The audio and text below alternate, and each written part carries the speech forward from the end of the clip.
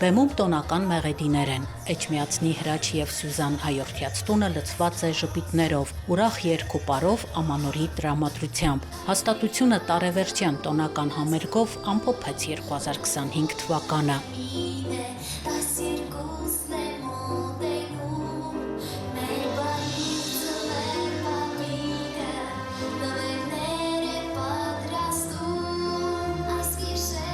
Ներկաներին ողջունեցին Արսեն Քահանա Միրզոյանը, Հայորդյաց տների ուսումնական գծով փոխտնօրեն Լիաննա Առաքելյանը։ Կատարումներով հանդես եկան դհոլահարներ, կանոնահարներ, ջութակահարներ, պարային դասարաններ։ Հաստատության տնօրեն Ալվինա Պետրոսյանը ուրախությամբ ներկայացրեց անցնող տարվա ընթացքում սաների գրանցած հաղթանակներն ու շեշտեց, որ այստեղ մշտապես միմյանց աջակցելու, օգտակար լինելու պատրաստակամություն կա։ Տարեվերջյան հանդիսության կազմակերպչական աշխատանքներին մասնակցում են բոլոր դասարանների մանկավարժները։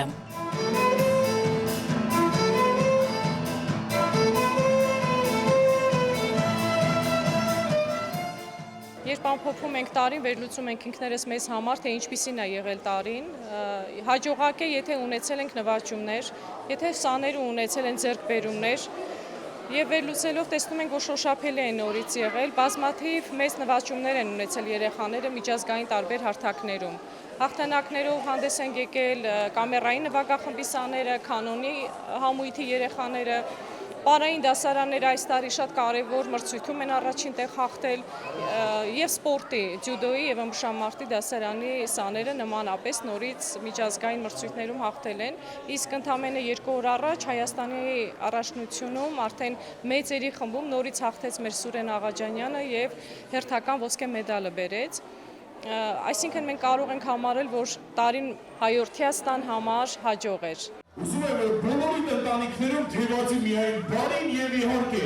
սերն ու ջերմությունը։ Հանդիսության ավարտին ներկաներին ողջունեց ու բարեմաղթանքներ հղեց Ձմեռ Պապը, մայրաքաղաքի ու մարզերի հայորդյաց տների սաները տարեվերջյան հաշվետու միջոցառումներից հետո նվերներ են ստանում։ Մայրաքաղաքում ու մարզերում 7 հայորդյաց տուն ու 1 մանրանկարչության արվեստի կենտրոն է գործում։ Այս հաստատություններում 2631 երեխա է սովորում։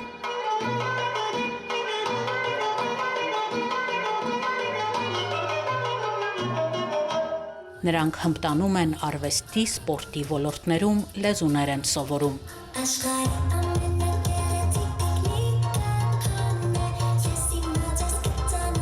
Աննա Թամրազյան, Մեսրոպ Ավետիսյան, եկեղեցական կյանք։